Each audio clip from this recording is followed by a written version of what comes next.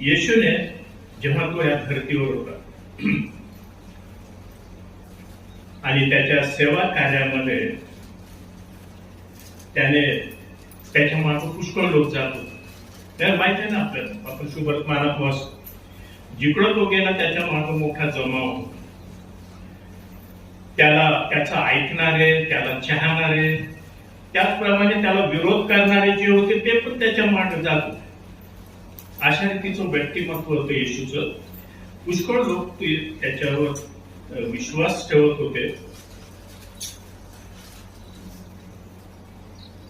परंतु फक्त ते माझ्या मागे येत आहेत याच्यामध्ये त्याने आनंद केला नाही, त्याला समाधान नव्हतं. त्याने लोकांना सावधगिरीचा इशारा दिला. एक उदाहरण आहे मत्ती 7:21 मध्ये.